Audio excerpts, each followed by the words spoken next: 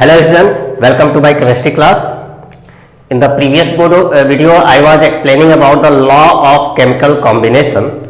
Three laws I have explained, in which the first law, which is law of conservation of mass, state that during a chemical reaction total mass of product is equals to total mass of reactants.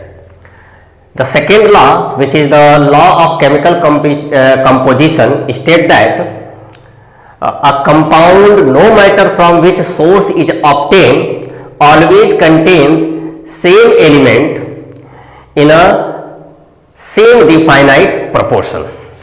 And third law, which is the law of multiple proportion, state that when two elements combine to form two or more compounds, then the different masses of one element which combines with the fixed mass of other element bear a simple whole number ratio with one another. Now this is the fourth law, which is called a law of reciprocal proportion.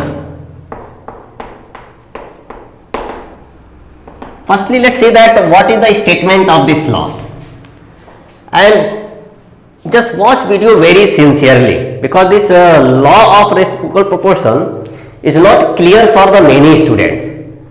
Okay, so firstly I will write the statement of this law, and then with one example I will explain the law. So please watch very carefully.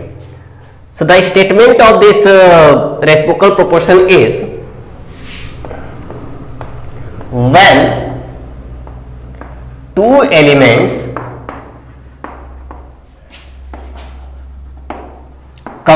separately combine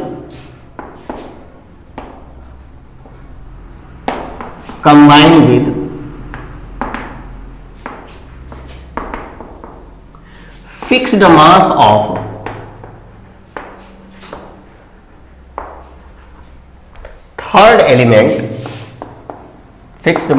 third element, then the ratio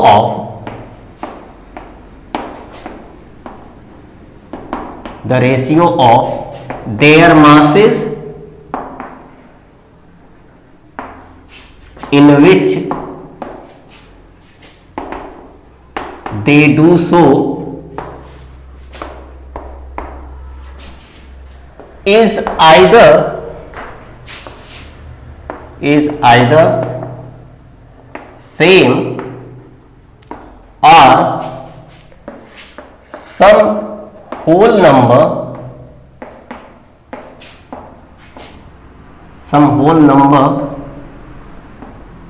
multiple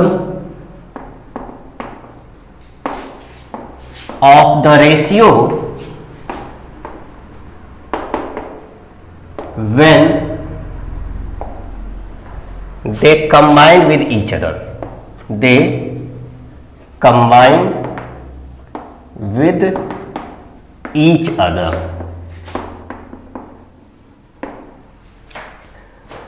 So the statement of the law of reciprocal proportion is, when two elements separately combine with a fixed mass of third element, then the ratio of their masses in which they do so is either same or some whole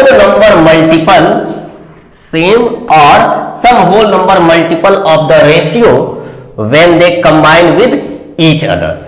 So this is the statement of this law. So let take one example. This example is also given in the book, and then it will be more clear for you what actually the meaning of these statements. Okay. So as example, you see, if you see in this statement, there are three elements taken. Two elements separately combined with fixed mass of third element. So we have to take three elements. So minimum three elements are involved in this. Suppose we are taking three elements: oxygen, hydrogen and sulfur, and make a triangle with this, because these are this way related to each other. saying that when two elements separately combine with fixed mass of third, so suppose when two elements, here we are taking hydrogen and sulfur, when separately combined with fixed mass of oxygen. So where hydrogen will combine with oxygen, it will form H2O, and when sulfur will combine with oxygen, then it will form SO2. So let's see that what is the mass ratio of hydrogen with oxygen in this first compound, and the mass ratio of sulfur and oxygen in second compound SO2. So in H2O, the ratio of hydrogen and oxygen, so mass of hydrogen is 2 and oxygen is 16, and in SO2, if you will see, in SO2, so the mass of sulfur is S upon O we are writing, so mass of sulfur will be 32 and oxygen will be 32. But there is a problem is that statements say that when two elements separately combine with a fixed mass of third element, so hydrogen is the one element and sulfur is one element which combines separately with fixed mass of oxygen.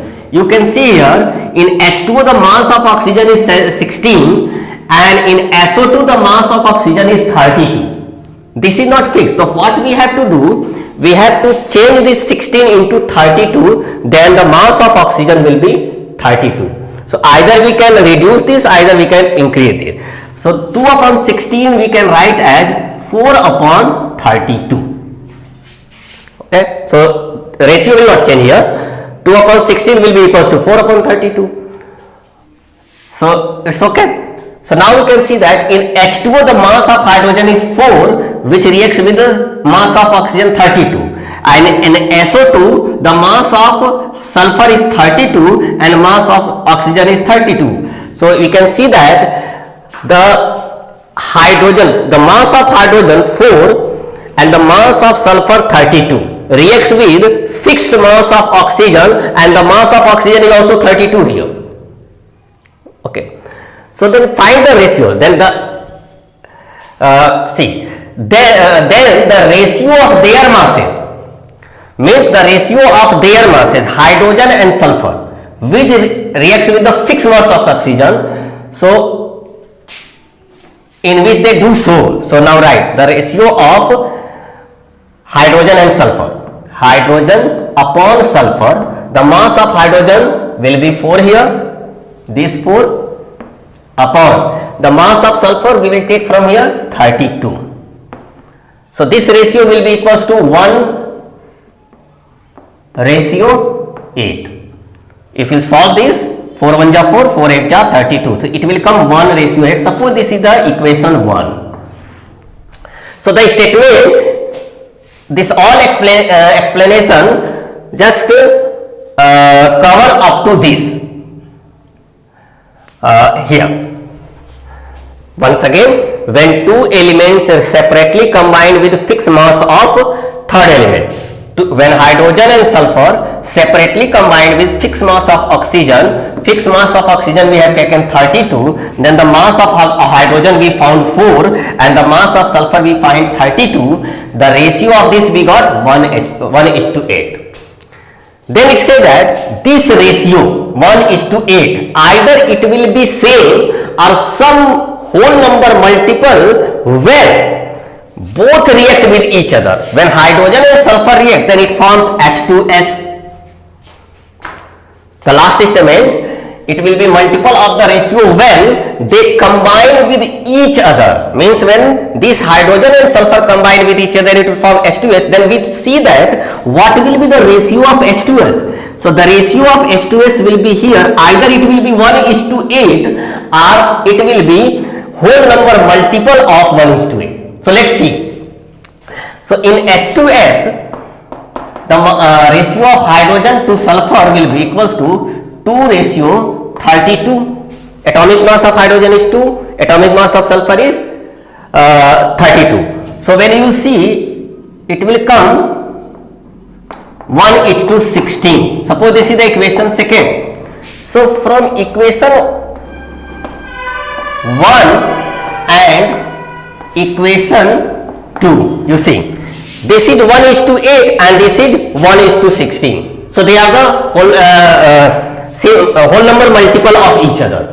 So if we find the ratio 1 is to 8 ratio 1 upon 16, this will come 2 is to 1. So you have seen that this is the whole number multiple.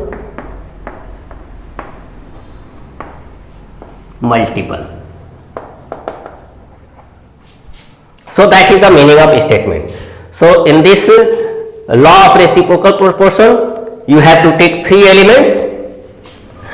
One mass we will fix here, and then you will see that what mass of other two reacts with the fixed mass of third. Then find out the different masses of this and this, okay, and find out their ratio. And after that you see that when they both reacts again, then what will be that ratio, and compare that ratio. That ratio will be either same or it will be some whole number multiple. So this is the meaning of statement. Please note down and watch again this video.